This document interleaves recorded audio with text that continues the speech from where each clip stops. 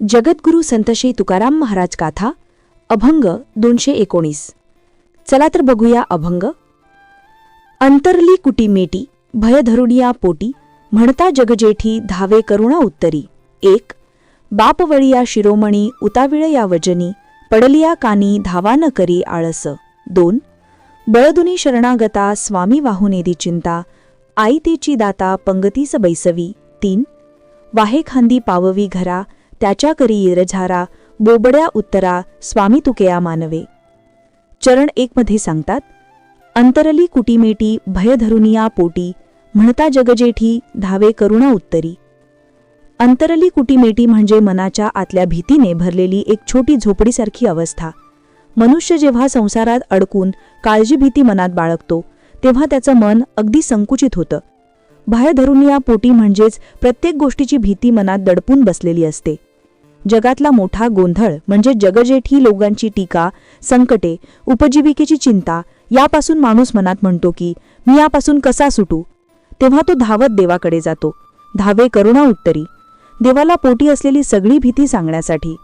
या ओवीत तुकाराम महाराज सांगतात की मनुष्य जेव्हा आपल्या भीतीने घेरला जातो तेव्हा शेवटी त्याला फक्त देवाचीच करुणा आणि सांत्वना आधार देते।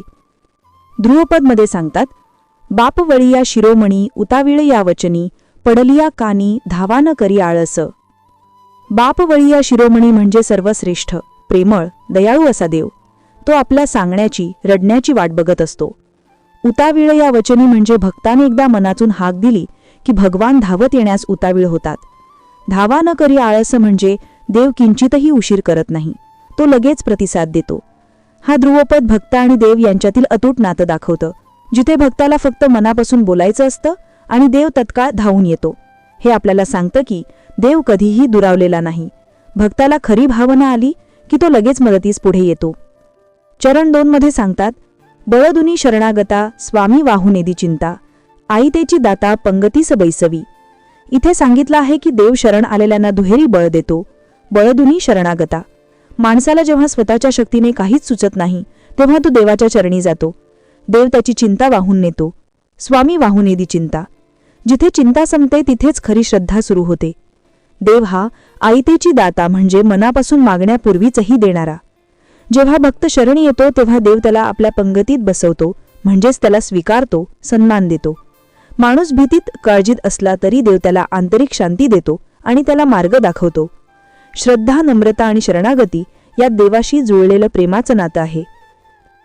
हा अभंग आपल्याला सांगतो, भय सोडा देवावर विसंबा, तो नेहमी तुमच्या सोबत आहे। मित्रांनो, व्हिडिओ कसा वाटला कमेंट्स नक्की करा आणि आवडला असाल तर नक्की सबस्क्राईब करा आणि साईडला असलेल्या बेल आयकॉनला नक्की दाबा। रामकृष्ण हरी।